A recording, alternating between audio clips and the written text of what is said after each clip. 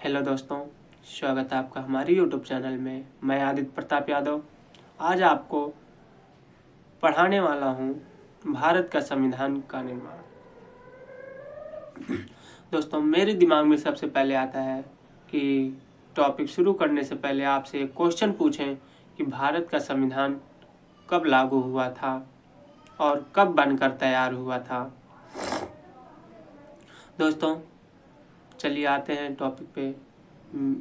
सबसे पहला क्वेश्चन उठता है, संविधान क्या है। हर कोई पूछता है संविधान संविधान संविधान, चिल्लाने वालों संविधान क्या होता है। उनको बड़े गर्व से बताइएगा कि संविधान एक मौलिक ढांचा है, एक व्यापक ढांचा है। संविधान मौलिक सिद्धांतों के एक समूह है जो एक राज्य का गठन या शासन करता है। संविधान एक मौलिक कानून होता है जो समाज की आकांक्षाओं और लक्ष्यों को पूरा करता है। संविधान एक ढांचा है जिसके अंतर्गत कोई व्यक्तिगत आकांक्षाओं, लक्ष्यों और स्वतंत्रता पाने का प्रयास करता है। यह उन मूलभूत मूल्यों को परिभाषित करता है जिनका हम उल्लंघन नहीं कर सकेंगे। मतलब क्या है कि ये ऐसी चीजें हैं जिसका अगर आप उल्लंघन करेंगे तो आपके ऊपर दंडात्मक कार्यवाही होगी। संविधान एक जीवंत दस्तावेज होता है। संविधान एक जीवंत दस्तावेज होता है जो बदलते समाज के जरूरतों और आकांक्षाओं के अनुसार परिपक्व और विकसित होता है। जैसे संविधान में संशोधन, न्यायिक व्याख्याएं और निर्णय, संधियों, विधियों। दोस्तों, संविधान का महत्व क्या है। यह हमें राजनीतिक ढांचा प्रदान करता है और निर्णय लेने की शक्तियों को प्रतिपादित करता है। संविधान हमारे राष्ट्रीय संघर्षों, आकांक्षाओं और आदर्शों को प्रदर्शित करता है। यह व्यक्तियों की एक भारतीय पहचान को बताता है।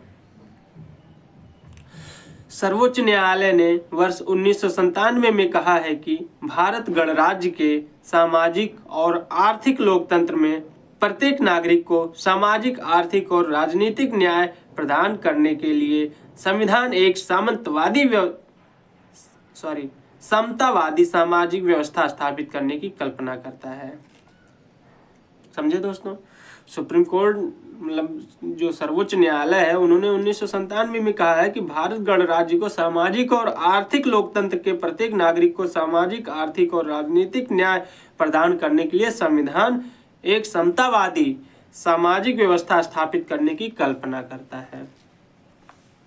संविधान के उद्देश्य क्या हैं, किस उद्देश्य से बनाया गया संविधान, तो आता है सबसे पहले सरकार को समाज की आकांक्षाओं को पूरा करने और एक न्यायपूर्ण समाज के लिए परिस्थितियों का निर्माण करने में सक्षम बनाना। यह निर्दिष्ट करने के लिए कि समाज में निर्णय लेने की शक्ति किसके पास है। यह तय करता है कि सरकार का गठन कैसे होगा। संविधान बुनियादी नियमों का एक समूह प्रदान करता है जो समाज के सदस्यों के बीच न्यूनतम समन्वय की अनुमति देता है। कोई सरकार अपने नागरिकों पर क्या लागू कर सकती है, इसकी कुछ सीमाएं निर्धारित करना। संवैधानिकता राजनीतिक दर्शन इस विचार पर आधारित है कि सरकार को लोगों से अधिकार प्राप्त होता है और इसे एक संविधान द्वारा सीमित किया जाना चाहिए। उत्पत्ति इंग्लैंड के किंग जॉन का मैग्ना कार्टा 1215 और इंग्लैंड का अधिकारियों से संबंधित विधेयक। संवैधानिकता का पश्चिमी विचार अभिविन्यास में नकारात्मक है। संवैधानिकता का पश्चिमी विचार अभिविन्यास में नकारात्मक है क्योंकि यह राज्य को प्रतिबंधित, अक्षम और सीमित करना चाहता है। कानून का शासन ब्रिटिश चिंतक डायसी द्वारा विकसित। शक्ति का पृथक्करण भारत शक्ति के मिश्रित पृथक्करण का मॉडल अपनाता है। स्वतंत्र प्रेस और मीडिया, स्वतंत्र न्यायपालिका, निर्वाचित सरकार। दोस्तों, संविधान सभा की मांग जो थी वो 1924 में हुआ था। इसका विचार था कि सबसे पहले स्वराज पार्टी ने दिया था। मतलब संविधान सभा की जो मांग थी 1924 में सबसे पहले स्वराज पार्टी ने दिया था। 1934 में M.N. राय ने संविधान सभा की मांग रखी। 1935 में INC ने आधिकारिक तौर पर भारतीय संविधान का ढांचा तैयार करने के लिए संविधान सभा की मांग की। 1938 में INC की ओर से जवाहरलाल नेहरू ने घोषणा की कि स्वतंत्र भारत के संविधान को वयस्क मताधिकार के आधार पर चुनी गई संविधान सभा द्वारा बिना किसी बाहरी हस्तक्षेप के तैयार किया जाना चाहिए। 1940 में अगस्त प्रस्ताव में मांग को सैद्धांतिक रूप से स्वीकार कर लिया गया।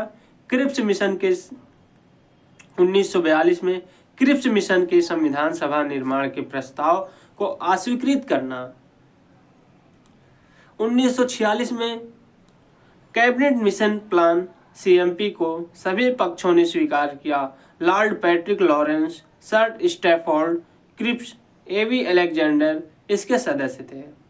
CMP ने 2 संविधान सभा में विचारों को खारिज कर दिया था। दोस्तों, क्या आप जानते हैं संविधान ने अपना अधिकार इस तथ्य से प्राप्त किया कि संविधान सभा के सदस्य किसी बात को सार्वजनिक कारण बता सकते हैं। सार्वभौमिक मताधिकार का परिचय संविधान का केवल एक प्रावधान था जो वस्तुतः बिना किसी बहस के पारित हो गया। और दोस्तों, हम देखते हैं नेक्स्ट टॉपिक हमारा है संविधान सभा की संरचना। आप अक्सर देखते होंगे कि संविधान सभा की स्थापना कौन किया था, संविधान सभा के प्रारूप समिति के अध्यक्ष कौन थे, संविधान लिखा कौन था। उसमें बहुत सारे लोग थे। जिसमें संविधान सभा की संरचना क्या थी। गठन नवंबर 1946 को कैबिनेट मिशन योजना के अंतर्गत। कुल सदस्यों की संख्या 389, 296 ब्रिटिश प्लस 93 रियासतें, 4 मुख्य आयुक्तों के प्रांत थे। संगठन में जो थे भारतीय समाज के सभी वर्गों के प्रतिनिधि, हिंदू, मुस्लिम, सिख, पारसी, एंग्लो इंडियन, भारतीय ईसाई, अनुसूचित जाति, अनुसूचित जनजाति, इन सभी वर्गों की महिलाएं शामिल हैं। उनकी संबंधित जनसंख्या के अनुपात, आवंटित सीटें,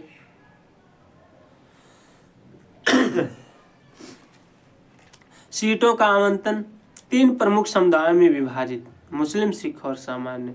मुसलमानों और सिखों को छोड़कर सभी उनकी आबादी के अनुपात में। मतदान पद्धति क्या थी। प्रांतीय प्रतिनिधित्व का दशा में एकल संक्रमणीय मत द्वारा अनुपातिक प्रतिनिधित्व। सदस्यों आंशिक रूप से निर्वाचित और आंशिक रूप से मनोनीत। निकाय सदस्यों को अप्रत्यक्ष रूप से प्रांतीय विधानसभाओं सदस्यों द्वारा चुना जाना था। टिप्पणी में क्या थी। महात्मा गांधी संविधान सभा का हिस्सा नहीं थे। ये बहुत अच्छी बात समझ में आई कि जो थे महात्मा गांधी वो संविधान सभा के हिस्सा नहीं थे। रियासतों को आवंटित 93 सीटें नहीं भरी गई क्योंकि उन्होंने संविधान सभा से दूर रहने का फैसला किया। रियासतों के प्रतिनिधि जो संविधान सभा से दूर रहे थे धीरे धीरे इसमें शामिल हो गए। माउंटबेटन विभाजन योजना 3 जून 1947 की स्वीकृति के बाद भारतीय गणराज्य में मुस्लिम लीग के सदस्यों ने भी विधानसभा में प्रवेश किया। दोस्तों, इतना है, बहुत है। ज़्यादा लंबी वीडियो ना बनाते हुए मैं यहीं पे अपनी समाप्त करता हूँ और फिर मिलेंगे नेक्स्ट वीडियो में। इसके नेक्स्ट टॉपिक से मिलते हैं अगली वीडियो में। तब तक के लिए धन्यवाद।